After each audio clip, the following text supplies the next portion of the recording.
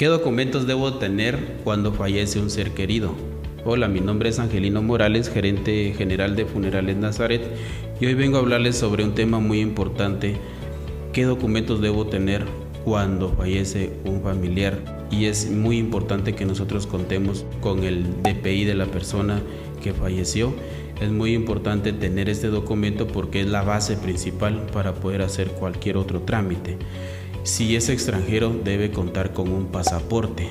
Si no tiene el DPI porque se perdió, por ejemplo, o lo extravió o nunca lo sacó, debe tramitar una certificación de DPI. Esto lo puede hacer en RENAP directamente o en línea. También la funeraria le puede apoyar en ese sentido. Número 2, el certificado médico de función.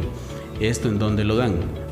Primero lo extiende un médico. Un médico de acuerdo a de qué falleció la persona. Por ejemplo, si es un caso clínico que falleció en un hospital, el mismo hospital es el que da este documento. Si fallece, por ejemplo, en la casa, debe existir un médico de cabecera que certifique esta defunción. Si es un caso legal que ingresa o debe de ingresar al INASIF, el INASIF mismo extiende un documento, un certificado de defunción por medio del médico forense. Número 3, por ejemplo, un contrato o póliza de seguro funerario. ¿Eso qué quiere decir? Muchas personas hoy en día pues previenen esto con anticipación. Entonces debe de controlar un poco la emoción que está pasando en ese momento, porque es bien difícil ese shock, que de la pérdida de ese familiar es bien complicado, pero debe pensar un momento o debe pedir apoyo con otras personas o con otros familiares para que le ayude a definir qué van a hacer en ese momento. Si ya cuentan con un servicio funerario, con un seguro, deben contar con ese contacto de si es de una funeraria, si es de un seguro, de una empresa de asistencia, independientemente que sea, pero debe llamar inmediatamente. Otra de las cosas que tiene que ver en conjunto con este tema también el destino final o el cementerio donde se va a realizar la inhumación. Número 4, por ejemplo, el testamento o la última voluntad del ser querido que fallece. ¿Eso qué quiere decir? Digamos, hay herencias que dejó. Lo recomendable es que se sienten antes que suceda el deceso, se sienten como familia y pónganse a dialogar del tema.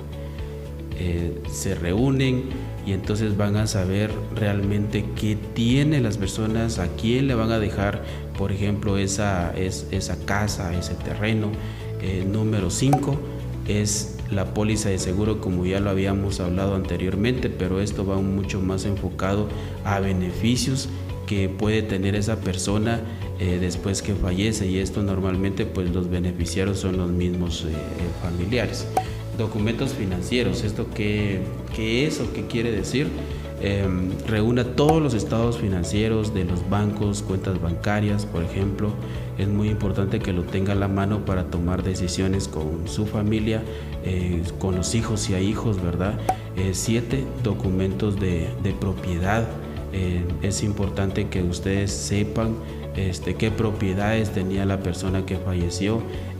Muchas veces no se dan cuenta, ¿verdad?, de qué propiedades tiene. Entonces es importante que vayan y reúnan esa información.